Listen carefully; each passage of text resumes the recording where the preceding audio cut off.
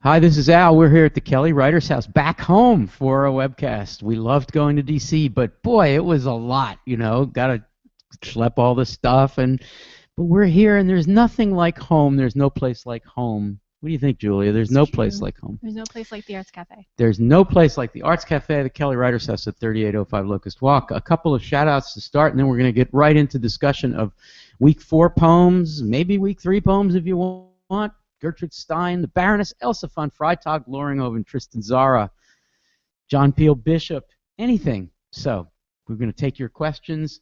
But first, some shout-outs. Mary Jane Reynolds, I've signed up to give my 98-year-old brain cells something to get excited about. Poems are adventures of the mind and available at any age. Mary Jane Reynolds, 98 years old. Welcome to ModPo. Hope you're tuning in today.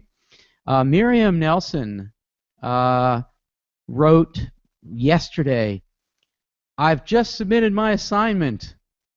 She already, I wonder if it was a mistake saying that, shouting out to Miriam in front of a lot of people who are intending to write their essays but haven't yet submitted them. Well, anyway, it's too late. The cat's out of the bag. Miriam Nelson, I just submitted my assignment, and here's the good news. I don't feel hopelessly lost, she writes to the Hopelessly Lost thread. I did feel hopelessly lost. I think I nailed it, the essay. Poetry is starting to click for me. Snap, snap. I think snaps. Can we get snaps for Miriam? There's a lot of snaps in front of microphones. I see Erica snapping at Bard. Yes, good. Except you were muted. You were off mute. Now you're off mute. Hello, Erica. Hi, Al. Hi. I'm going to say hello to everybody in the little boxes in a minute, and some others. But a couple more shout-outs. Sarah Maitland Parks, who is a wonderful ModPoer. And here's her intro. This really makes me thrilled to be a teacher of difficult, so-called difficult poetry. Thrilled. I did ModPo last autumn, got the bug, subscribed to a poetry magazine, all right, went to the Iowa How Poets Write poetry course, joined in a local workshop group sharing my own work, have read in public twice now, started a poetry group with friends every Sunday, go to readings in Oxford when I get the chance, mainly Arabic ones, though I don't understand much yet. I mean, Dave, what do you think? That's amazing. It's like she's become a poetry person, and ModPo is where she started. We're so happy about that. And finally, a shout-out before I introduce everybody, Mary Nalick. Now, I met Mary, as did a lot of other Los Angeles people, SoCal people, last Saturday when we had a meetup in Los Angeles. And Mary Nalick just impressed the heck out of me because she's such a good close reader. But I just wanted to shout out, I try not to do this too often, but it's definitely a .org and not the .com, so I don't mind shouting out. She is the Director of Mental Health and Substance Abuse Services at Homeboy Industries, homeboyindustries.org, Homeboy Industries. And Mary basically is, she's a social worker and JD. She's a lawyer as well. And what they do is they work with former gang members. And homeboyindustries.org, it's a great organization. That's a great, yeah. That's you know about that from your LA time? I do. Among other things, they run a booth at different farmers markets around the city, and they have amazing baked goods and salsas. Yeah. It's great. They also have like a service where I guess if you're in a gang, you're marked with a tattoo, and when you're not in a gang anymore, that's kind of a problem. So they have a service where you can get the tattoo removed. I mean, moving from gang to another life. And Mary is a poetry person. I'm just honored that she's one of our people. So anyway, more shout-outs at the very end. We have here, coming from a distance, Amaris Kachansky, who is, what, Cape Cod, Nantucket, Block Island, where? Sorry, I keep moving around. Bucks County today. You're in Bucks County? You're not that far from us. You should come see us. I will. I'll make it there again. No worries. Thank you, Amaris. It's good to see you. Good to see you. Anna Strong, who is, I think, in Boston. When do you teach? Do you teach today? No, Tuesdays, Thursdays. How's teaching? It's so good. Yeah. This It's is so really good. it, isn't it? You really discovered this is what you want, right? Yeah. Yeah. All right. That's great, Anna. We're happy for you. And Erica Kaufman is here, and she is in the beautiful Hudson Valley, which this time of year is gorgeous, isn't it? It is. The leaves just changed, I think. Yeah. You think, because you've been sitting in front of your computer and teaching people how to think. Mm-hmm. Well, Kind of. thank you, Erica, and as usual, thank you for co-curating our the part of ModPo that's for teachers. There's been a lot of positive feedback, both inside ModPo and out. Max McKenna, hey, Hi, Al. Good how afternoon. how are you? Yep, it's not Um, afternoon where you are yet, is it? no, I was gonna say if you were here, I would have said good morning, but since Morning, you're on the Max. East Coast, good afternoon. You're on what Susan Howe calls the dividing line, yeah. Oh, And we yes. have here at the Arts Cafe a few fabulous stalwart friends, Ray Maxwell, who came up from D.C., and who doesn't have the mic, so he can't say hello yet. But that's okay. Give wave, Ray. There he is. Ray knows exactly what his life is all about, as usual, so that's the best part of it. And Eric is here. Good morning, Eric. Good afternoon. At 10 minutes after 12. He's nodding. Eric doesn't sleep either. He's like, he does several cities, and he's got kids he takes care of, and he's got 4 or 5 projects, but he almost never fails to join us. So good morning. It is always my pleasure to be here for you and for all the ModPo participants. Thank you. And Karen Alanier, I want to say Alanier, but Alanier is here from Maryland, came up with Ray, and who is a Steinian. Yes, ici, je suis ici. And Karen, I would love for you to give the mic to Eric and for you to join us up here at the table. Done. Done. Here she is. And to my left and your right is the unmatchably fabulous, smart, generous, kind, a great writer who's got a book coming out in January. In April. In April. Oh, how could we wait that long? Do we get some sneak previews at all, do you think? Well, I'll be reading from the book in December in Philadelphia. Great. And will that be recorded somehow? We'll have to Possibly. work on that. Yeah, we'll have to work on it. Anyway, the name of the book? It's called Allison Corporation, and it's coming out from Sidebrow Books. Sidebrow Books. You can probably get it directly from Sidebrow, small press distribution, or even Amazon if you want to do that. If you must. If you must. Right? So, hi. Hi. Hi. Dave Poplar. Hey, Dave. Good morning. How are you? And Lily is at the phone, but she also has a mic, and we're going to make sure she lends some of her utter brilliance to that microphone. Chris Martin and Zach Gardner are our heroes constantly. Zach has got a hand in and they're just amazing. I mean, they battle the demons of echo loops, and they battle the inside the Beltway bad wireless, and they're just amazing. So, hi guys. Okay, 215-573-9752 is the phone number. Julia is looking at the forums, and already there's a question that she'd like to pass along. So there's a great question from Amy Adams on the discussion forum. She writes, I confess that when I see a really long poem, I usually skip and stick with the shorter ones. Line by line close reading doesn't seem possible. Any suggestions? And Dave has already hopped in here and suggested at least one method of reading this poem. But it's such a great question. A lot of the pieces we read in ModPo, of course, are fairly short. Yeah. But how do we deal with a longer work? This is such a good question. So we'll start with Dave, and then maybe we'll go to Max and Erica on this. The question is, can we close read a long poem? Has anybody ever close read Paradise Lost? I have to say that I took a course on Moby Dick in college. All we did was read Moby Dick, and we close read that fucking thing. And I'm a different person for it, but there's some limitations. Dave, what are your thoughts about a long poem? I'm actually reading a book right now called How We Learn, and it's showing that a lot of the research is supporting the sort of incubation theory about learning something or reading something over a period of time, and that's been consistent with my experience, and that's why I suggested trying to read the longer poems all through a few times just to get a general feel for it. let it incubate in your mind, and then you can go through, and it becomes more manageable taking it piece by piece. So that's one way. That's my recommendation. Good suggestion. Max, your thought on, if you want, Max or Erica, you can comment on the institutionalization of the short poem because it fits in a 50-minute or an hour and 20-minute class, and that's one of the reasons, for instance, why ModPo consists of short poems. It's because we wanted to do 10-minute videos and not 46-minute videos. Max, any thoughts on any part of this? Sure. Yeah, I think the short poem, it's like it lends itself well to a kind of new critical approach, right, or like a formalist approach to poetry, which, as you were just suggesting, can be accomplished in an hour and 20 minutes, if that's like the amount of class time that you have. I think that you can, of course, close read a long work, though I don't know necessarily, or longer work, or like an epic work like Paradise Lost. I don't know necessarily that it's the correlation, though, of how long that would take. Close read Paradise Lost, and that's beneficial?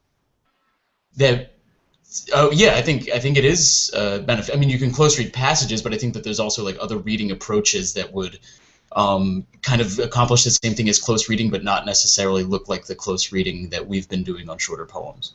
All right, Erica, thank you, Max. Erica? I actually just finished teaching Paradise Lost. So I basically I think that it's hard to do a close reading of a long poem, and I agree with Dave in that I think that in some ways the approach that I find the most useful is to read the thing as a whole a couple of times and then dive into it in smaller chunks. I'm a big fan of writing my way into a text. Of writing your way into it? Yeah, so for example, what I mean by that is last week with my students, we were working on Book 11 of Paradise Lost, which is not a short chunk of the text. And each one of us took about 50 lines of the poem and rewrote it, and then we reconstructed all of Book 11 together. Very cool. Yes, Karen. Well, Tender Buttons is a long poem, and conveniently, the first section is broken up into small chunks.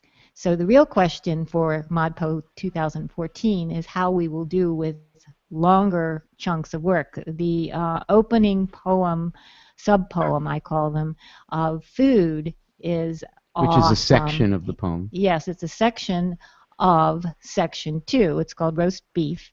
And it's very long, and I was thinking of various ways of tackling it, but I think that you have to go slowly. We're back to the slow po mode. The more time you spend with it, you have time to sleep on it, etc. Right. The more helpful it is. Yeah, Karen, that's so great. And before we move on to another topic, and 215-573-9752 for calls, I just want to make a couple of plugs.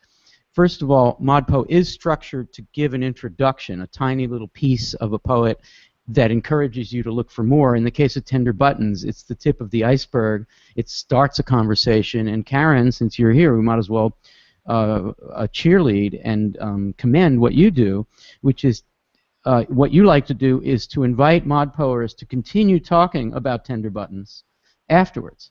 And so the short poem that leads you to a finite close reading, which is impossible for very busy people who don't believe in their capacity to read difficult poems and they master a long dress or malachite, get excited and realize that it's part of a longer poem. So really this is all about introducing learners, students, and new readers via the short poem. So it's a really good question. I want to move on to a different topic though.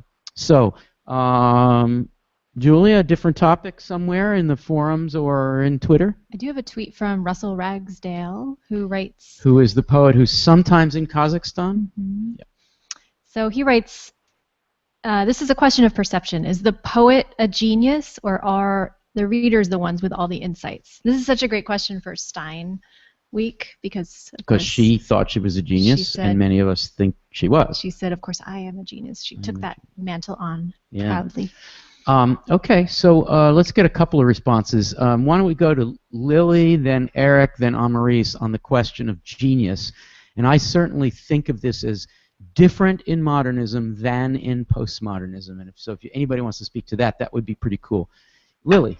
Yeah, I was going to mostly say what you just said, Al, but not to like get ahead to a chapter we haven't talked about yet, but I think it's a good point to bring up now, because if your goal is to do something that disrupts language coming from a perspective that language is authoritarian in some way, that naming things is exercising too much of one person's influence on that thing, and rather you want to open up a definition of something like Gertrude Stein to like more associative thinking about it as opposed to like one name for one thing, then that, if the more you think about Stein as a genius, seems somewhat paradoxical, that she has to be the singular genius behind that work because her goal is to open things up more. Are you saying that there might be a contradiction in Gertrude Stein's claiming of the role of the modernist genius, in that we'd be better off approaching her work as if she didn't believe in genius because it then is more generous and more democratic?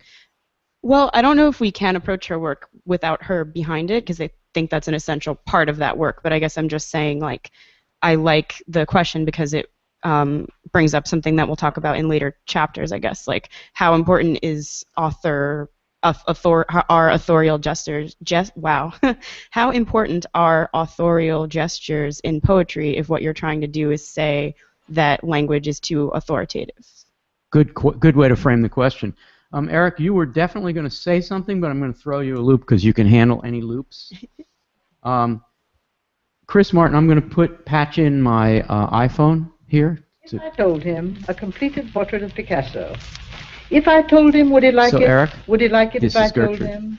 Would he like it? Would Napoleon? Would Napoleon? Would he like it? If Napoleon, if I told him, if Napoleon, is there genius would he like it that if I can be told read him? If I told him, if in Napoleon, the tone of voice? would he like it if Napoleon? If Napoleon, if I told him. If I told him, if Napoleon, if I told him. If I told him, would he like it? Would he like it if I told him? Tone of voice, Eric. Do you hear genius in the tone of voice?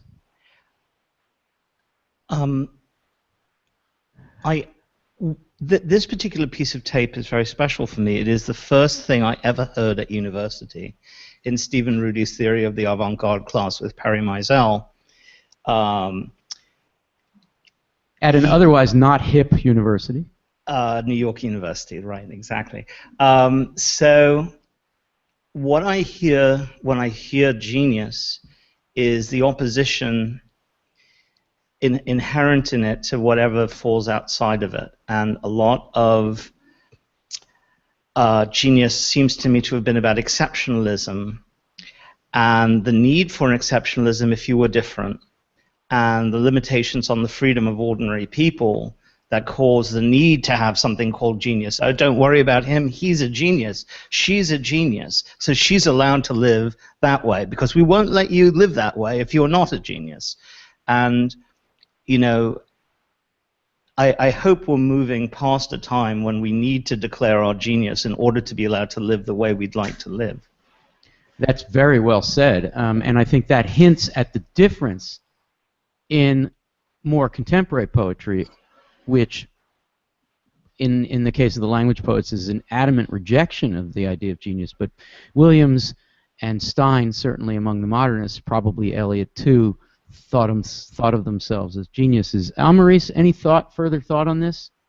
Yeah, I think the previous concept of a genius kind of had this idea of the genius conveying a message to a passive student, whereas Stein believes in that collaborative effort between writer and reader. So she actually has this funny quote about genius. It takes a lot of time to be a genius. You have to sit around so much doing nothing, really doing nothing. And I think that just speaks to exactly how she was trying to push forward this new ironic sense of genius as being in the language itself, creating sort of a vehicle for readers to move through on their own path to whatever their own realizations about language or themselves would be. Wow, that was so well said. I'll just quote Erica Kaufman, who you'd think I wouldn't have to quote her since she's right here, but she just tweeted the following quote from Gertrude Stein, As I have said, the essence of being a genius is to be able to talk and listen to listen while talking. Gertrude would say that. I am going to dial 215-573-9752 and see what happens.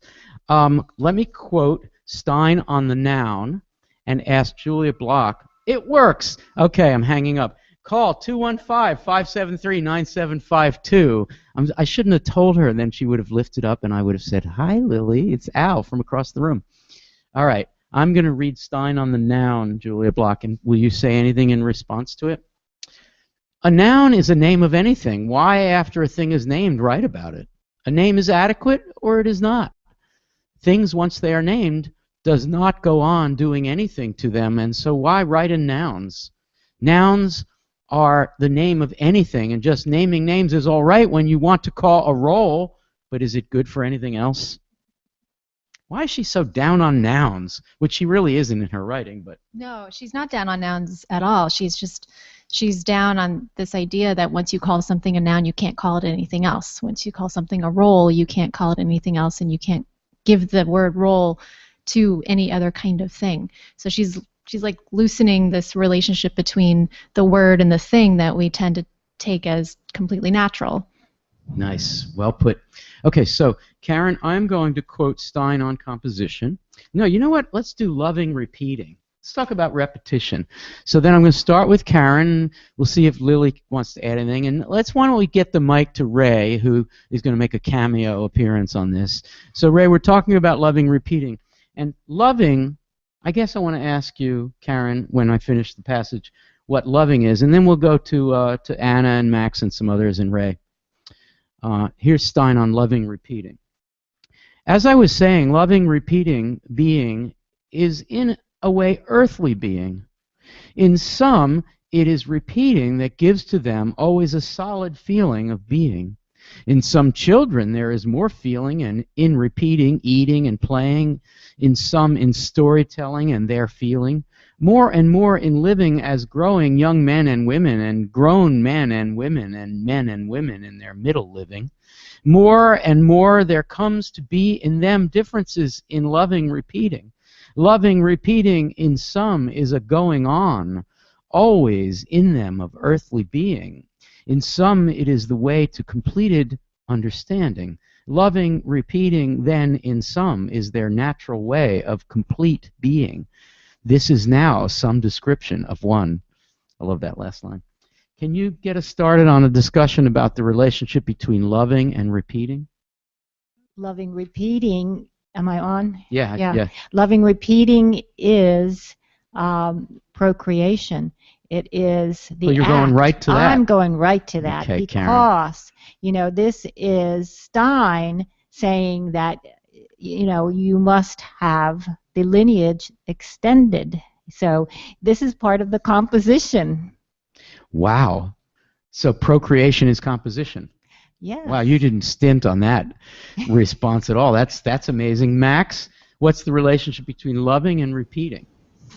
I like Karen's reproductive reading of it, but I think that there's also to walk it back a little bit and just take Stein at her word and saying that she loves repeating and trying to think like what repeating accomplishes for her. Repeating, it's almost like a postmodern idea, like that by repeating, the fact that words can be repeated means that their meaning is never quite fixed. So if you... Well, you better explain that. That's theoretically complicated. Sure. It's like the idea of iteration. So saying a noun or something, for instance, in one context makes it mean differently than if you say it in a different context. So the fact that words... Context makes repetition a difference rather than a sameness? Yes. Okay. What if context is very similar? Can we still create a difference merely by repeating? Sure. I mean, because the context is in flux. It's always changing. There's never two contexts that are the same. Yeah, exactly. Yeah. So for her, repeating is this way of also just like working against the noun or the fixedness that we associate with the noun. To take it back to well put. Can we get the mic to Ray? Hi, Ray. Yeah, he's got it. He's reluctant on this topic. I don't think so.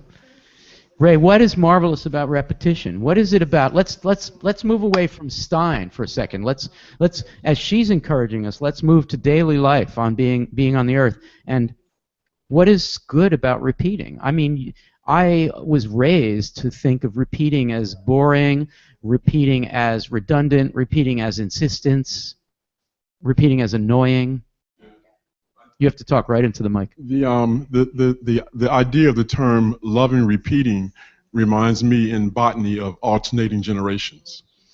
And plants have an extra cycle in their reproduction, since Karen took us there, of sort of doing another cycle that repeats, that ensures that the resulting species will have a better chance of survival. And that's why plants have lived for so much longer than animals have. So what is it? Sorry to cut you off, but I'm intrigued by this idea. So now we move to the world of human beings and social interaction. Right. So in the world where ideas have a better chance of survival if they are repeated many different times in many different ways in many different contexts, would you apply the same kind of to that from the species level to the social conversation mediation level?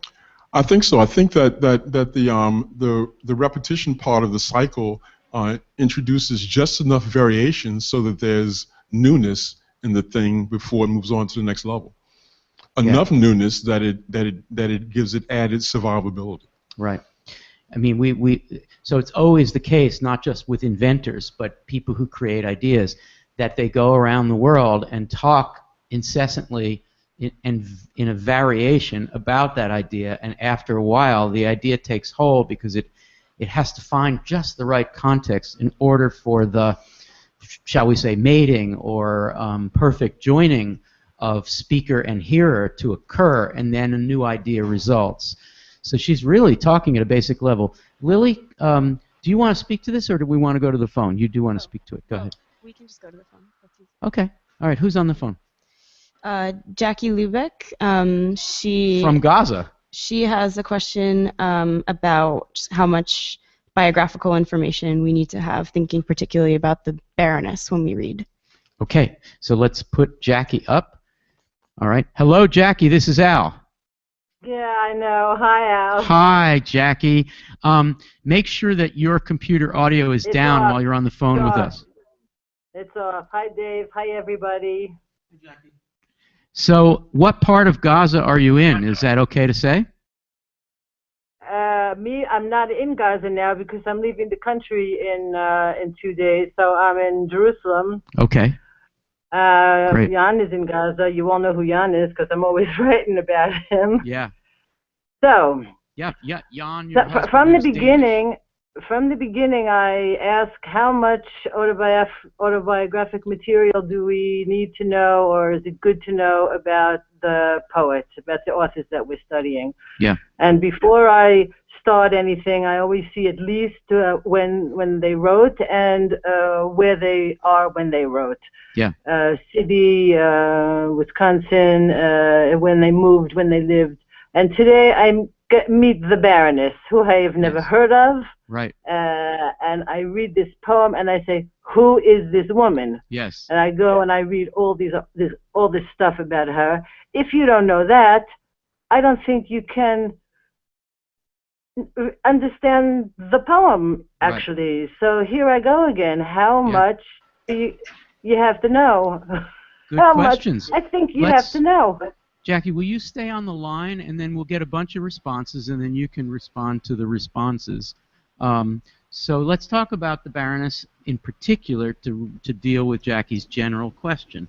Julia, does it help to know about the Baroness? Can we read A Dozen Cocktail Please without knowing about her?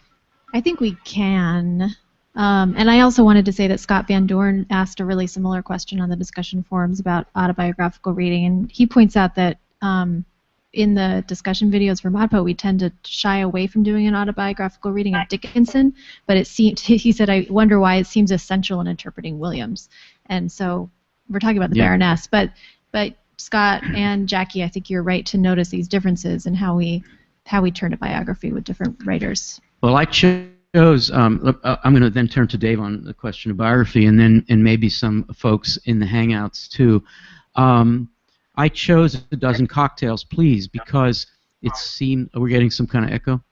It seems to me that the poem, seemingly written by a speaker who is drunk, with a title about asking for a dozen cocktails, suggests that a reading could occur without knowing that the Baroness is someone who is likely to have walked into a bar and asked for, if not consumed, a dozen cocktails. There are other poems by the Baroness where biography helps a lot, but in this one I think we could have done it without. Dave, any thoughts on the biography of the Baroness? It's fun, though, to know anything about her life, right? It's almost always fun to know about the poet's life, and then you can sort of project what they're thinking and try to divine their intent. But I don't think it's an answerable question, what is better, or you can say something's more helpful in reaching the poet's intent, but it's just different. A more autobiographical reading will give you one constellation of interpretations, and without that you will still get a number of interpretations, and they might be slightly different, and I don't think either one is better than the other. Anna Strong, a variation of this question for you. So every time I say the Baroness Elsa von Freytag Loringhoven, you get at least a smile on your face. If not, you laugh too. The Baroness is an amazing character. It's fun and interesting to learn about someone, and here's partly my answer to Jackie, but I'm going to leave it, still leave it open for you. To know that the Baroness was New York Dada, to know that the Baroness embodied New York Dada, to know Wallace Stevens was sitting in an office churning away as an insurance executive is interesting and possibly helpful. I wrote a whole book about this question. But 13 Ways of Looking at a Blackbird is a modernist fragmentation of epistemology, and I don't need to know that he was an insurance executive to be interested in the poem. I am aided by the fact that the Baroness walked around and seemed Dada, and that her poems are part of a personal performance.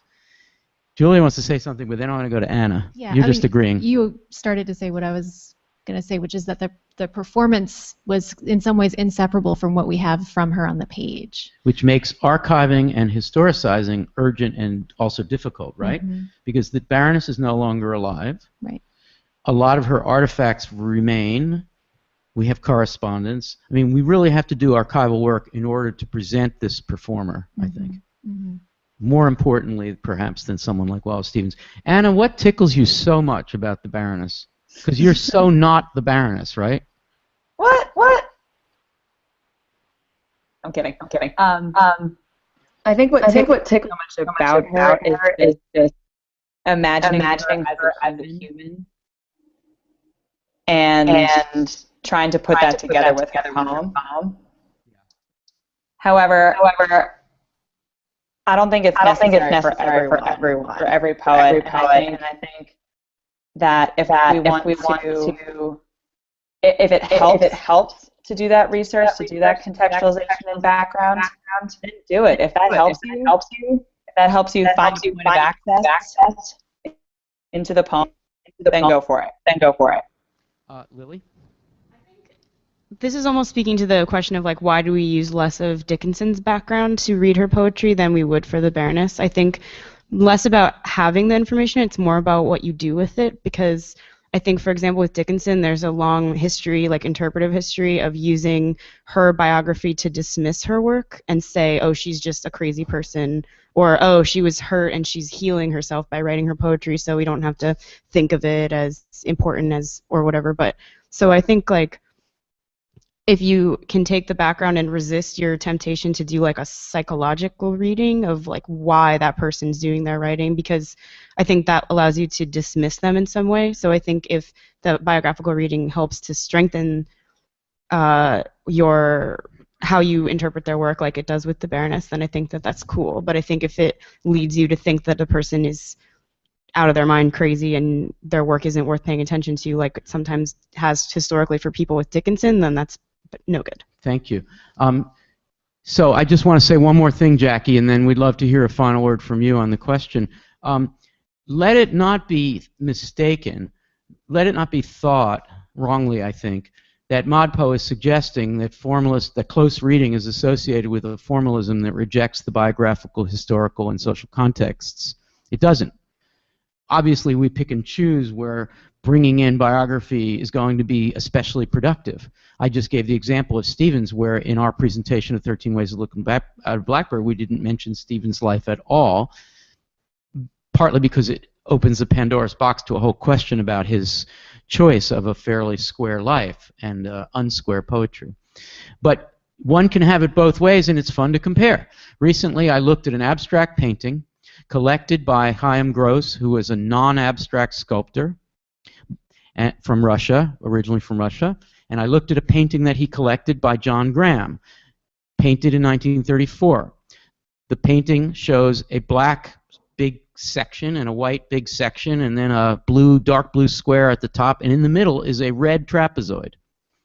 The painting is called Red Square, 1934.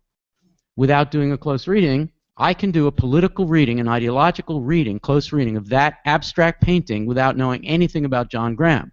Red Square, 1935, just before the Popular Front, just before the uniting of liberal and left, just before anti-fascism brought all of the left together. This red square that's not a square, it's a trapezoid, it's obviously a reference to the communist regime of the Soviet Union in 1934. Obviously, red square. Right? I could know that Red Square was named Red Square not because of red communists, red was associated with the Bolsheviks, not because the brick in the Kremlin is red, but because the word for red in Russian means both red and beauty. It really is beautiful square, but it's not a square. Then I could find, so that's a social reading or a political reading, and then I could find out that John Graham was from Russia, that his parents and he were persecuted by the Reds as whites, that he fled to Paris and started to learn painting in Paris, and I've got a whole biographical reading, and Red Square is better read as an abstract piece because of my digging, but it was fine before it all. Sorry I was showing off a little bit there, but that's a good example. Now, what I'd like us to do is do what I did in painting, which art historians do all the time. I'd like to start doing that in poetry, where one group of people can do the close reading without any social, political, and personal context, and another group can do this. And if the two start to work together, then we create a whole or better reading. Sorry, I was stumping there. Jackie, are you still on the phone? Yeah. How are you doing? Great. That's great. Where's are you leaving? You're leaving for Europe or for the U.S. or what? Yeah, we have 14 people from Gaza doing an exchange in Belgium now. That was quite a nightmare to get them out. I can imagine. But yeah, no, you can't. Yeah. That was really something. Well, So- you answer the question. I think what I'm going to do is I'm going to keep on doing what I'm doing. It doesn't matter to me that Williams is a doctor, but it certainly mattered to me that Gertrude Steiner was a friend of Picasso. That was Yes, kind of that would help to know with the important portrait. Yep. Yeah, Yep. with all kind of things, with the way, Yep. with a lot of things. So, Well, that's Jackie, it. so Thanks. I hope that you'll just keep doing what you're doing because you're fun, you're tenacious, you're right in there. We have lots of fun conversations in my office hour, and I'm glad you're with us. And I hope that you'll find ModPo as something you can do along with everything else that you're doing. And I also gave my essay in today. Congratulations, that's great. Well, good luck with your project, and we'll talk soon. Bye, Thanks for calling. Bye-bye, Jackie. 215-573-9752. So what do we have going on in the forums? And have we lost our connection? They're there. Okay. So there's a really great question from Clay Klinkenborg about the long dress. So I think it's a long dress. a long dress. Right. So she wonders why in the discussion videos for ModPo we don't close read the title the way we do for the Carafe poem. We don't close read the title? Such a mistake. Lily, I'm going to throw this to you. A long dress. How does the title fit with our reading? Uh-oh, sorry, Lily's got a job. She's got to answer the phone. So I can't see Amaris but I'm assuming you're there. Are you there, Amaris? Yes, I'm here. Good. Can you help us with a close reading of the title, A Long Dress? How fluent in A Long Dress are you at the moment? I don't know. I could give it a shot. Give it a shot. Okay. Well, of course it has that domestic connotation, which we knew was running through Tender Buttons. It could be also a meta-reference to language, the sort of idea of sort of enmeshing. When you dress up something, you're elaborating it. Yeah, that sort of embroidery metaphor for arrangement that she could possibly be referencing. Long could maybe go to that sense of like infinity that she felt with language, sort of like it going on, the process never being finished. Just first start. That's great. That's a very good start. Julia, I would invite you to connect A Long Dress to the rest of the close reading that we do and did. Clearly, the dress helps us understand that the machinery that's made by current, right, that's crackling, that creates a waste, a necessary waste in a long line, it wouldn't really be clearly about the making, the production, the manufacture of dresses without the title. So that obviously helps create some context. Yes?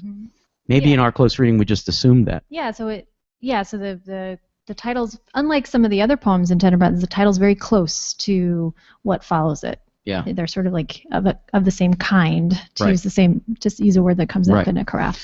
Is anybody willing to summarize what our interpretation of A Long Dress is? I mean, it's not easy, but Lily and I were just talking about this poem yesterday, so let me try like a sentence, and then I'll invite, let's say, Karen and Lily to do the same. Good luck, okay? This is really hard to do. Okay, so here's my summary. Wow, I didn't prepare this. Here we go. So, a dress, to understand a dress the way a dress is made as a product, you must look at the processes by which the dress was made. In the case of dressmaking, the most responsible, the most efficient, the most ethical, the most radical, and the most holistic way of understanding the dress is to look at manufacture, to look at the machinery that makes it, to look at the imposition of aesthetic ideas on this year's line, which makes us all buy dresses when we don't need to because last year's dresses are supposedly not beautiful and this year's are. If you look at the capitalism and the labor conditions, probably a reference, here's historical reading, to the Shirtwaist Factory Fire of 1911. The poem was written soon after that. So too in poetry, one must not look at the what, but the how, in order to see truly behind the meaning-making of words, which is always otherwise an imposition of aesthetics upon us. Ay, ay, ay. That was more than a sentence, Dave says. Thank you. So Julia? So Kay also points out that the word dress can also refer to what you do with turkey or chicken or something at the center of your table. So there's this idea, and she even goes further than that. She says, could it be about expanding the language and making it more palatable or digestible? So even though the poem seems to be in the factory, I like the idea of things becoming, I don't know, Karen, you're nodding. What do you think of this? What I think of this is that Gertrude was talking about getting into Alice's dress. And I think that this is about address, because about the time that this was written, it was not too long from that time in 1910 when Alice moved into 27 Rue de Fleurus. I think that Gertrude was very excited about Alice joining the household, and that she was coming as wife, and that there was an opportunity for them to make together Stein's Babies, which were the books. So this has a lot to do, this currency is the electricity between them that crackled, and that line is the line of books that were coming, into fruition. Or the lines of the writing. The lines of the writing, of course. Yep. And so this is, full of puns. Wow. We can go in lots of directions. Lily, do you want to add something to that and then bring someone up on the phone? Well, yeah, I was just thinking of what Julia said about the title being actually, if you might even come up with that title yourself if you read the button without the title. Like, it refers pretty directly to the language that Stein uses. Right. And then just adding, like, I think what everyone said already was great, but thinking of it in the context with these other buttons like Malachite, what is that one about? Like, if you just read that one, I don't think you could work backwards. That one would have to be read through juxtaposition with the title, and this one doesn't. And so I think maybe Stein is, to add to her sort of critique or interest in fashion, like, address doesn't have as much associative thinking to it. Like, it doesn't define, it doesn't, like, out of itself define gender or the person who wears it. There is only the means of production. Like, that's all she sees when she looks at a dress. There's not as much associative thinking to other emotions or words or feelings. And I think that means of production is an excellent phrase to be used in association with this. Lily, who do we have on the phone? This is Moshe calling from Israel. Moshe? Okay, let's bring him up. Hello, Moshe. Hi. Hi, Moshe. Can you turn the audio down on your? Okay, great. Yes, it's off. Great. How are you, my friend? Well, I'm okay. I just heard Jackie from Gaza. She's now in Jerusalem, and I'm in not far from Tel Aviv, and I'm going to see you in 2 weeks in Prague. That's nice. So. Wait a minute. You're going to see me in 2 weeks. Is Jackie coming to Prague? I'm going to see you in Prague in 2 weeks. I'm looking forward to it. So, yeah.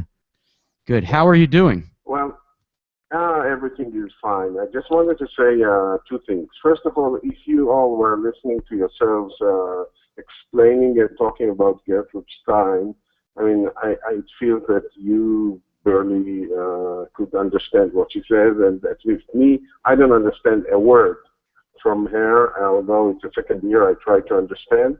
So I will keep trying, and sometimes I get Eric to help me with this. The other thing that I wanted to say is I posted it on Facebook, on the page, is that we're going to have selected essays of Ezra Pound published in Hebrew.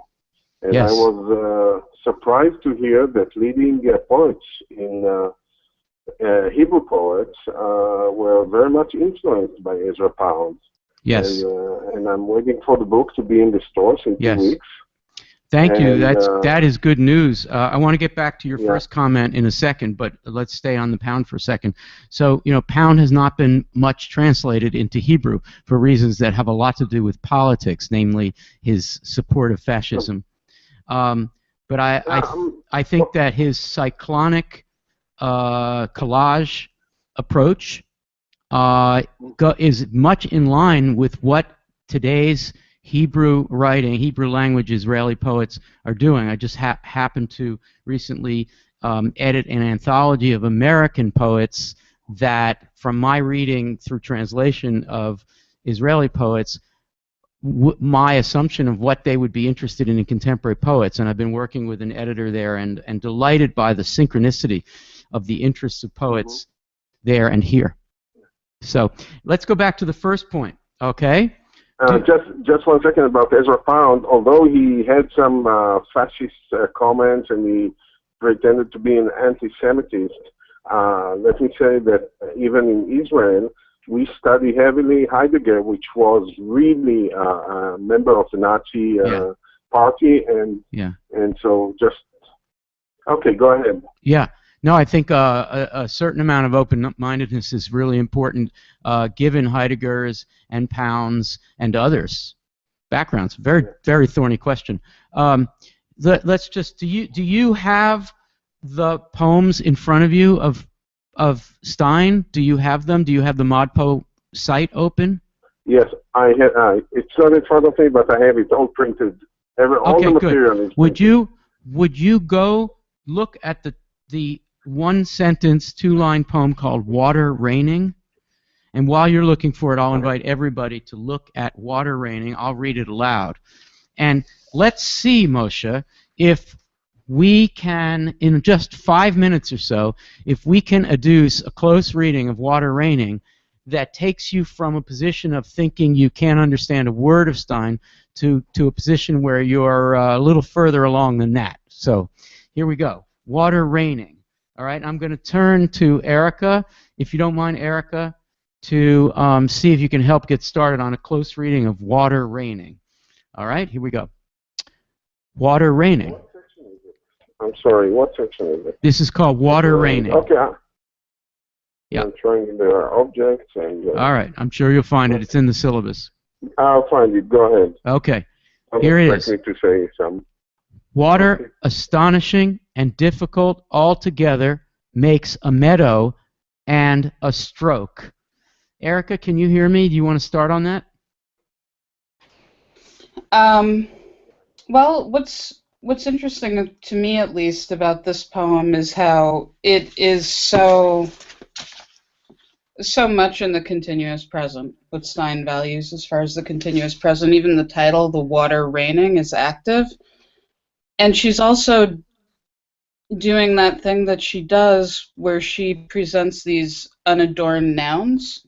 So you get this single sentence that's, to me at least, quite beautiful and feels quite clear, even though I don't know that I could explain what this action is. Good, that's a great start. Karen, you want to take it from there? You'll be sorry you asked me, Oh, but do you have a sexual interpretation of this one? Well, Water Raining syncs up with what happened when Gertrude proposed to Alice, and she went back to Harriet, where she was staying with Harriet Levy, and she cried and cried and cried, and Harriet reported, but not knowing what was going on, that Alice used 30 hankies a day, and couldn't, her joy was so overwhelming. The other thing is that a meadow, that's Alice, and a stroke, that's Gertrude. And so if this poem you cannot read without reading the entirety of Tender Buttons. So you get meadow in This Is This Aider, and it's more understandable when you go there and you get the deconstructed word for meadowed king, me ado wed. Wow. So there's a lot going on here. Right. So that was the grad seminar version of a poem that obviously one could do much more. Moshe has probably, I don't know where he is after that, but what we want to do is to also invite a reading that sort of starts from scratch. So let's see if we can do that. But although I'm totally persuaded by what you're saying, does anybody want to say anything about the language? Julia Block? The first thing I want to say is about the title. So it's Water Raining. So what do we usually say? We usually say it's raining. We don't say, we don't, nothing's doing that action. We use this indefinite pronoun, it. Yes. So it's very unusual that she writes Water Raining. She's really trying to get us to think about what's happening. Yes. That's great. Dave Poplar? I fixed on the oppositions that this creates. I read astonishing and difficult. They sound different. Astonishing sounds kind of smooth. Difficult sounds harsh, just like meadow sounds smooth. Stroke sounds harsh. Meadow sounds like it could be something nourished. If it's water raining, it could be nourishing a field. Stroke, it could be a current splitting the hills. And I just find it interesting that those are oppositions, and they're connected. The pair of oppositions is connected with altogether. So altogether, there are these oppositions. So I read it really active in that way. Lily? Well, I think it probably not supposed to do this while I'm reading Stein, but if you just think of, instead of thinking of astonishing and difficult altogether, just think of water makes a meadow. Literally, that's true because you can't grow a meadow without water. Right. But also, if you think of water as something that's like life-giving force, but it doesn't have its own shape naturally, it's like a great thing for her to focus on in this project where she's trying to get us to think differently and more openly about stuff. Like water is already not something that can be defined. So if it's raining on a meadow, then water is a meadow at that time. Yeah. Can we get Eric a microphone? Do you have nearby? Eric, let me ask you this. what advice would you give to Moshe and others who have difficulty getting into Stein as readers? What reading advice? What's the best way to approach a supposedly difficult poem like this? Go ahead. Like a child playing with clay. Take the words, roll them around, move them back and forth, put your hands in, then step back and look what you've done, and then come back to the clay. Very well put. And Moshe, what I would ask you is to ask yourself, what substance that we have in abundance that allows us to play with it will take whatever form it wants to take. It almost always resists our shaping it. And since form, the answer is water, and since form is on the mind of Gertrude Stein at all times, right? She is thinking about form while she writes about a form that one can play with. So I would suggest, Moshe, that you and all others who have goodwill, I mean, Moshe, you're a great ModPo guy and you try to get Stein. Those of you who are finding it hard to get into Stein, try to relax that educated, socialized habit of thinking about every word as pointing to a thing. Stein is less interested in word-thing relationships than she is in word-word relationships. If we can just imagine that words in a short piece like this are pointing occasionally, flexibly, loosely, sometimes very personally, as Karen was suggested, sometimes in the same moment, only referring to what's in the poem itself. We are addicted to a word-thing relationship. Our language is always supposed to point to something. What happens when it doesn't? And water raining is a great example of what happens when it doesn't. Moshe, are you there? Yeah. Did this help at all? I'm here, and I like the advice, both your advice and Eric's advice, and I'm trying to use it. Mind you, we need to be experienced, and we need quite a bit of experience in this business. Thank you. And Moshe, thanks for calling, and I'll see you in Prague in a couple of weeks. Yeah. Thank you, my friend. Bye-bye. Bye. All right, we're going to take one more call. We have maybe about 15 minutes. We're going to take one more call. But I would like to go around. Is there something burning in the forums? Go ahead. Christine Dunlap, and she's basically wondering, is the whole book metapoetic or just the pieces that we're looking at? Okay, I want quick cuts from everybody, like 10-second bites. I'm going to go all the way around.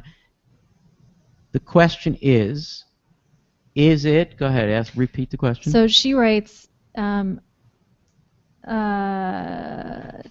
Stein purposefully write all the poems in Tender Buttons as meta poems, okay, or just the ones that we're looking at? So are we in our choice foregrounding metapoetic qualities that may or may not be there? So this is a tough question. You guys can defer or pass if you don't have an opinion on this. So let's start with Max. Max, is Stein always or mostly metapoetic? I think for us using this heuristic of metapoetry, yes, she is, but I don't know that she set out to write metapoetry as we understand it. I think she definitely was writing self-conscious poetry, which we would call metapoetry, but I don't think that metapoetry was a term in her vocabulary. All right, thank you. Erica, any thoughts about Gertrude Stein's, what we might say, kind of inevitable focus on the poem itself?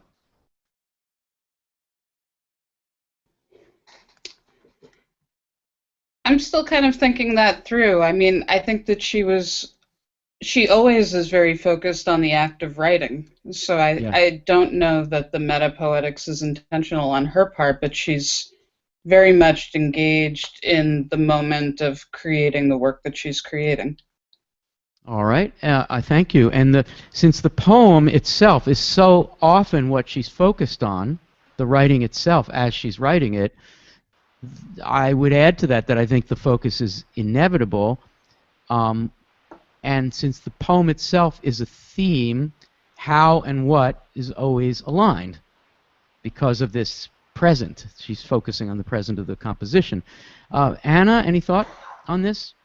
Yes, and I think that pretty much every poem that we read in this class, like spoiler alert, there's going to be a metapoetic reading possible in every single one that we do, but you know, that's just one of many points of access that we find into doing our readings of these poems. So for me personally, I really love engaging with the metapoetic, the self-conscious aspects of Stein's poetry, but there's so much more there. So don't get hung up on it if it's deterring you from the pleasure of reading her. And here's a plug for week 5 of ModPo. Maurice, we're going to get to you in a second. In week 5, we look at some poets, for instance, the communist poets, who seem to be less interested in the how and more interested in the what, because there are some urgent conditions that they wanted to describe. They wanted to implore people to see things that they see. That's certainly true of Robert Frost generally. He's also in chapter 5, but not in the poem that we pick, which is a metapoem. And in chapter 6, which is about the neo-formalism of the 50s, those poets are very conscious of traditional form, but they would like to get past the whole question of form and get back to themes. Chapter 4 is complicated because the Harlem Renaissance poets were very interested in modernism, but they also had a certain reluctance to reproduce some of the elitist and insular qualities of modernism and the focus of autotelism and of poems about poetry, because they felt that there was a world of inequality out there that they needed to address, and some of them chose to do so in forms that were accessible so that people could get access to the themes. So that's week 5, and week 5 is kind of somewhat of a hiatus from the super metapoetry of the rest of the course. So Amaris, here's the question I want to ask you, and I'd like others to quickly respond to this question.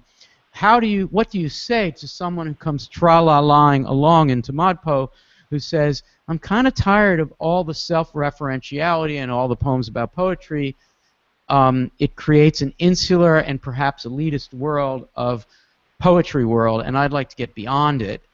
How do you respond to that question? Amaris, good luck. Well, I don't think it's limiting to consider the metapoetic reading because, first of all, I think that principle has wider application to all contexts of your life, right? If you discard this idea of clarity of language or intention, and you recognize that you could be misunderstanding what the other person intends or not even considering that intention, and realizing that you're having a personal encounter with language in the context of who you are, your situation, your time in life, that is wider application that makes every poem just a neat little exercise to play with that. And then again, like I said, it doesn't have to limit you. So once you've done that, you think you've sort of dreamed that possibility, you can do other things. You can do the biographical reading, you can do the aesthetic, the gender reading. So, you know, it's just a fun thing that I've found that Stein is always very conscious of and has a lot to teach us about. Thank you, Maurice. Karen, what do you say briefly when people say, oh, you're so into metapoetry, isn't there anything else in the world? Well, I'd just like to point out that Stein started from her daily life when she was writing. She'd go into her room, get into her hypnagogic state, and bring in what she was thinking about from the day, what happened to her during the day. She kept no journals. She put everything of her daily living into her writing. So she starts from what is real. And because she was a scientist who was trained by a philosopher of eminent note, William James, you know, she is going to start, you know, with the object real and move into what is meta. Mm-hmm. Great answer. And of course, if Gertrude were in the room, she'd say, I'm not a realist, I'm the ultimate realist. She really believed that what she was doing was a new realism. Dave, any thoughts on this quickly? Just to sort of reinforce what Amaris said, it's not a limitation. It's really a broadening perspective of it, and it's not one that you have to take exclusively. It's just one approach. Julia? The whole thing is metapoetic. I think it's useful to look at. No beating around the bush there. You know, we look at poems in isolation, and that's meaningful, and there's huge payoff to that. There's also payoff to looking at poems in the context of an entire practice and an entire moment of poetics. And I'll say that I'm damn glad that it's all metapoetic in Gertrude Stein, because if a long dress is right, we cannot any longer just put on the dress and not think about how it was made, or who wore it, or how it felt, how it feels to consume something as a product, as a what, without thinking about the processes by which such things, not only such things are made, but by which we decide that that's beautiful and that isn't. She's a deeply radical poet in a political sense there in that poem and others. She's basically saying we must go behind the what to see the how, and we have to foreground the process. If that's metapoetry and it feels insular, fine. It doesn't feel insular to me. It feels like she is going inside that factory of exploitation and abuse, not the factory of dressmaking probably, but the factory of meaning making. We make meaning, and the world is full of people forcing meanings on each other, and she really thinks about this as a matter, genius is a matter of learning to listen as well as to speak. I believe all that. Okay, Lily, who do we have on the phone? This is Russell Ragsdale. Wow. He has a question about authors and readers. All right. Hello, Russell. How are you? I'm good. Hello from Kazakhstan. Where are you in Kazakhstan now? Yes, I'm in Kazakhstan now. Yeah. Wow. What city are you in? Almaty. Great. Well, I'm so glad you called. Yeah. I follow you on Facebook a lot, and I'm good. so glad that you're so into the poetry world. Do you have a question or comment? Yeah. I was listening to what you and Moshe were talking about. Hi, Moshe. How you doing, my friend? Hello from Kazakhstan. Anyway, the question for me is about authorial intent, really, basically here, because we're taking it one word or 2 words or a line at a time, and trying to understand the poem from that perspective, without maybe going back to the autobiography of Stein or something like that, and speculating on a metapoetic. I mean, in this question we have the poetry and the author, authorial intent, and it's always this situation. So how do we decide what we should pay attention to? What is the most important? Is it what we get out of the poem, or is it what the poets put in the poem? All right. Thank you, Russell. I think I heard a really good question for us to spread around the room here. And so I'll ask you to hang up the phone and then turn up your volume so you can hear our answers as we wind down. And I want to thank you for calling from Kazakhstan, and hope you will continue to be such a good ModPo guy. Okay, good. Thank you, Thanks, Russell. Al. Thank you. By the way, I was gonna meet you guys in Prague, but I'm not gonna be able to do it. That's a long way from Kazakhstan. That is a long way. Yeah, and it'll actually be a little bit closer from where I'm gonna be. I'm gonna be in the Emirates. Yeah. Well, best of luck. Sorry we'll miss you there, but best of luck to you. Yeah, sorry to miss you then, too. All right. Thank you, Russell. So what I want to do is invite some people to talk about intent in any way you like, focusing, please, on advice that ModPo people could take advantage of as they move through the course. So I'll just, Zach, since I can't see people in the boxes, can you move a little so I can see them there? Thank you. Okay. So, Julia, do you want to start us off on intent? I mean, I kind of think that we shouldn't worry about intent at all for starters. Do you agree? I agree, but I'm also going to answer the question by quoting T. de los Reyes, who just posted a quote from Stein herself. Stein was once asked, "Why don't you write the way you talk?" And she answered, "Why don't you read the way I write?" What did she mean by And that? She's such a guru. There's something about just do the reading. Just engage with the text the way that you do. There's something even stronger or sassier than that too. It's her saying, maybe you should stop coming to my writing with your own conception of writing and trying to impose your conception of writing on the way I write. Maybe you should invite yourself into my world where everybody talks the way I do. Which is not exactly the same as trying to read Stein's mind and try to figure out her intent separate of the work itself. That's a great answer to Russell's question, because it sounds like we're trying to deal with intent, but we aren't there. Mm-hmm. What we're trying to do is grasp the language as it is given. If that's intent, fine. But it might not manifest itself. When I, as a little leaguer, sorry, it's a baseball metaphor, Lily's frowning, it's always a baseball metaphor. When I was a little leaguer and they said, Al, there's a runner at third base, you should hit the ball to the right side, my intent was hit it to the right side, but I lined a triple down the left field side, and I came around and they said, did you mean to hit that triple? I said, no, I was supposed to go to the right. But the poem is the triple. Right. Nobody ever knows about the fact that I was trying to go to the right side. The poem is the triple. Dave likes this. Hey, Lil, Dave likes this. Yeah. All right.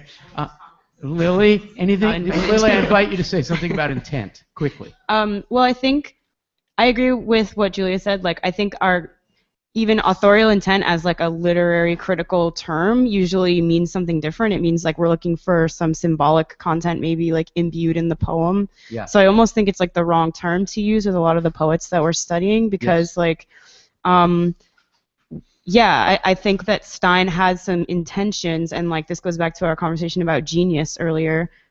She definitely has a goal and a project and something she really wants to accomplish, but it's not, you won't find it by reading like symbolically into the text necessarily. It's more like I do think you should know something about the project of Tender Buttons before reading it, because otherwise you might not give it the attention it deserves. But I don't think you need to, there's something very specific that you need to be looking for like with each one. Good, terrific. All right. Thank you. And thanks, Russell, again, for the question called in from Kazakhstan. So what I want to do is, and we haven't done this before, is I want to invite Julia to switch over to Twitter. And Dave, you're already there, and so am I. So I'd like the three of us to go around robin and just quote a tweet that sounds fun, that's been responsive to our questions. So, all right. So who wants to go first? I'll go first. T is just T in Manila or near Manila is just quoting me, but I'll repeat it. The world is full of people forcing meanings upon each other. That's worth pondering. Yeah, Dave, a tweet that you like? I don't have one ready. I've got one. Christine Isis writes, "I realized Stein teaches us to stop overthinking and to see words in a brand new light. Amazing things you can do with poetry." Sophia Pandea, who is a poet herself from the San Francisco area, writes, "If you discard the clarity of intention in poetry, it opens it up to wider applications." That's great. Dave? Someone named ModPo Pen quoted you, "The poem is the triple." I like. Wait a minute, did you do that? That's pretty amazing. This is a weird circle. All right. T again in the Philippines on Stein's writing. The how and the what are always aligned. Dave? Still looking. Oh, I got one. Kristen Isis again. Like water in action from Water Raining. That's pretty great. Joy Rethke writes, from Los Angeles. My classics prof warns us to read out of the texts, not into. Is this applicable to poetry? Whoa. It's a good one. I can't be uncollegial, but boy. Joy was so great in LA. She was so joyous. She was named perfectly. Dave? Gerlinda Grimes quoted you, I believe, saying, "I hope we're moving past a time when we need to declare our genius in order to be able to live the way we want to live." Yeah. That was Eric. And Eric is so, he knows ModPo like the back of his hand, and that's where we're going in Chapter 9, to some degree in Chapter 8. So there is kind of emotion there. Stephanie writes, repeating creates easily available brain grooves. ModPo Live trains the brain. I'm not sure if I read that right. One more. Mark Snyder, Community TA, writes, repetition is ritual, it is meditation, repetition is spiritual. And if he had more space in Twitter, he would say it again. Right. He would repeat it. Dave, last one? Feedback coming through with Google Hangouts. Oh, no. Thanks, Dave. All right. So I want to go around and I want to get really quick final words. This is going to be really, really quick. Everyone has to give a quick final word. It should almost be an aphorism. Sorry. So, Erica Kaufman, final word on anything we've talked about today or anything else? Back to the question of intent, and I want to quote Joan Rotalick. I think that what we should be keeping in mind is serious play. Serious play. Joan Rotalick, she of chapter 9.2. Yes, a colleague of yours there at BART. Thank you. And thank you, Erica, for joining us today. Thank you, Al. Yeah, you're great, as usual. Max in Chicago, final word? Max went to class. So he disappeared. That's good. Good student, Max. Anna Strong in Boston? Also on intent. And I'll just go ahead and quote you again, Al. I am much more interested in the collective interpretive wisdom of the crowd reading of a poem than I am in just trying to all figure out exactly what somebody else, or exactly what the poet meant. Right on. And if we add Gertrude Stein's intention as one of the many, many, many, many readings, then we're not listening to her, but we're also doing what she hoped we would do, which is to get a lot of different approaches at the same time. A kind of cubistic interpretation in a community. Yeah! Okay, and Amaris in Bucks County. Yeah, for the people still struggling with Stein, I would say that each time I still encounter her, there's still a little bit of that resistance, a little frustration because she is challenging. But it's always fun to engage with her if, as Al was saying, you just sort of let go a little bit and try to access it through different specific points. Don't try to get the whole meaning or the whole sense of it. Just kind of piece at it. That's fantastic. Thank you, Amaris, and thanks for joining us. As always, next week you'll be, I don't know, in the seacoast of Maine, lobstering or something. Sorry, You're it's the in best, there. Amaris. Yeah. Lily, final thought, final word? All I'll say is I foolishly thought we would be done in an hour, and my office hours started at 1. So when we break here, I'll start at 1:30 and go till 2:30. Lily's the best in office hours. All the office hours are great. Thank you, Lil.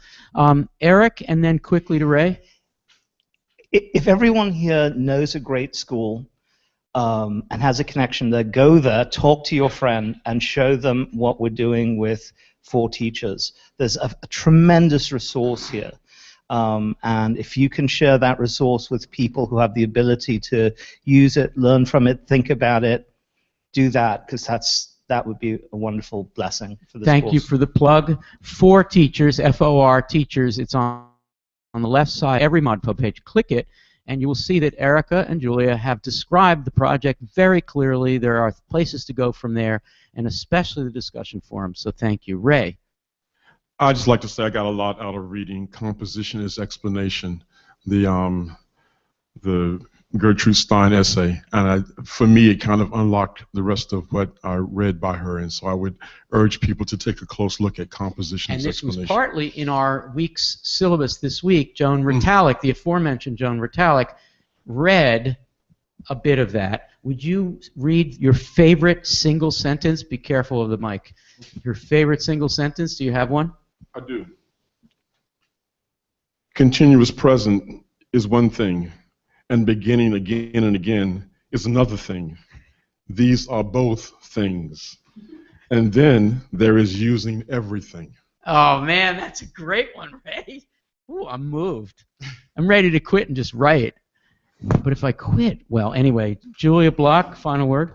So don't forget, tonight, 6 p.m. Philly time, we're doing a celebration of the 100th anniversary of Tender Buttons. Of this book. And my favorite line continues to be, "The difference is spreading." The difference is spreading. Zach, can we focus on this? This is not the edition we're going to feature tonight. There's a new edition that's been put out by City Lights Ferlinghetti's The Beats Press, City Lights is putting out Tender Buttons. 100 years old. 1914, 2014. World War I? Yeah, but Tender Buttons also. The editor on that. Karen, quick final word. This goes out to Moshe, water raining, that's coming from heaven. In Hebrew, heaven, Shemayim, water in Hebrew, Mayim. So there is water in heaven. That's really cool. Like that final word. That was a guru-style final word. Dave, I think your final word is going to be about, I don't know, what you're going to have for lunch. I was just going to say, to comment again, that feedback coming through with Google Hangouts, but at first it all seems like feedback. What we're talking about when we're reading Repetition. this, it really does seem Loving, like feedback. loving, repeating, But- loving, repeating, but loving, there's repeating, a lot of stuff loving, going repeating. on inside feedback, inside the static. There's a lot of stuff there. You just got to fiddle the dials and take the time to tune into it. Yeah, it's there. Tune in. You sound like William Burroughs. Okay, I'm going to conclude with a couple of quick shout-outs to some fabulous ModPoers and then thank yous to people who called. First of all, I want to praise Mary Carol Catanese, or Catanese, who's from New Jersey. She goes by MC. And MC is a ModPo regular, and she was hanging out over there in Jersey, wherever that is, in not in a physical space, but also in the Jersey part of ModPo. And she noticed that I had posted a video of the Southern California peeps, the SoCal peeps, who joined me at a coffee shop, and Molly O'Neill on Saturday, about 20 of us. And she saw a picture of us, and she noticed that there was a recording, and she was so excited. We did a close reading of The Rose is Obsolete, one of my favorite poems. What a great poem. And MC wrote to me in the forums, and she asked me how she could find the SoCal people to say how much she admired what they had done. And I felt like, well, we're all on the same site, so how is it that we can't find each other? It's a big site. It's like this site, the town I grew up in is the same population as the people in this site. And I didn't know everybody from different parts of the town. There were all kinds of weird little neighborhoods and that I had never ventured into. And so I thought about that in relation to our site, the platform, Coursera's platform, as we've developed it in ModPo. And I said to MC, why don't you go to the SoCal Peeps thread? And I gave her the link, and she went over there. And she writes, Dear SoCal ModPoers, as if she's coming from another district. This is so cool, right? Greetings from New Jersey, she writes. Greetings from the New Jersey part of the site. I was so excited about seeing your recent video close reading of The Rose is Obsolete. You're a really thoughtful, dynamic group, and seeing all of you interact with Al was such fun. It had the effect of making feel closer to you, 3,000 miles away, yet feeling such camaraderie based on our shared interest and our desire to understand how poets communicate with us, how much more that they say in the manner in which they say it. I was so happy to see your smiling faces and hear your comments and insights. Thank you for being part of the repertoire. I thoroughly enjoyed it. Love, Mary Carol. I just like that. I don't know, maybe I'm the only one who I get turned on by the fact that MC went over to Southern California briefly and said, we're here holding up this coast, you're doing that coast, but for a moment I'm with you. That was cool. Two more shout-outs. There's Laura Lacornette from France. This webcast, she was referring to Washington, D.C. This live webcast was really good. How I'd love to be able to go to one of those live webcasts once in my life, or best, to be at the Kelly Writer's House just to say hi. But I'm from France, and I'm dwelling in impossibility with this eventuality. This ModPo course is definitely the best thing in my life at the moment. It's my first year, and I don't know how difficult it'll become, but I'm very happy to be part of it, and I'm enjoying it by now.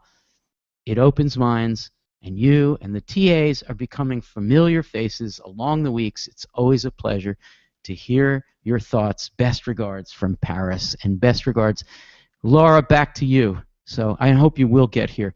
And finally, Soraya, Ram Hormoz, Soraya.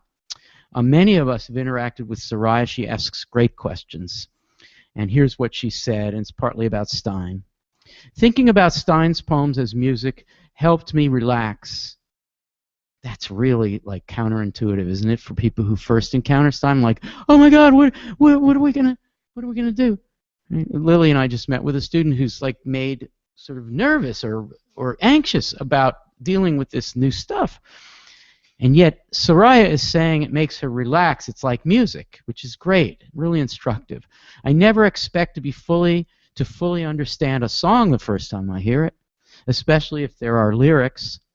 Using that mindset here allowed me to feel the words, listen to the sounds in concert. So good.